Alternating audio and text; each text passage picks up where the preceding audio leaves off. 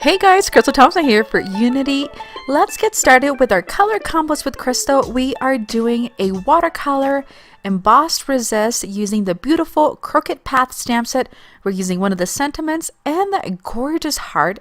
We're going to use some white embossing powder along with clear embossing, black ink, and the following colors of cardstock: white, and an off-white, a beige. You want to use some watercolor, so we're going to be using an assortment of watercolor markers. So let's get started.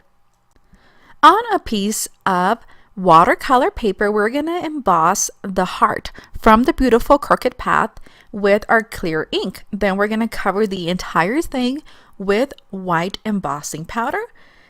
We're going to go ahead and heat set with our heat gun. It's quite difficult to see the white, but it should turn a little bit shiny when it's all done. Once that is completed, we are going to proceed to watercoloring the image before cutting. We're going to put our watercolor markers onto an acrylic block. If you don't have watercolor markers, you can use just regular watercolors, or if you don't have watercolor palettes, you can use water-based inks.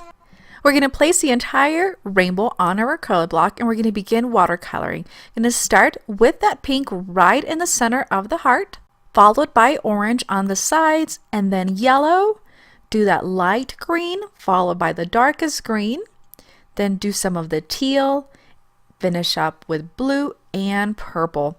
We're going to start with really light washes first, so we cover the entire heart, but really we're going to follow the contours of it with the watercolor. We're going to add several layers, allowing some drying time in between to really let that color pop.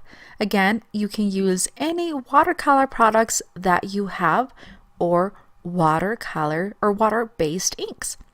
Once that is completely done, we're going to go ahead and grab our detail scissors and fussy cut around it, trying to cut as close to the edge as possible. Okay, now we're going to begin by stamping the sentiment on the center of our off-beige cardstock.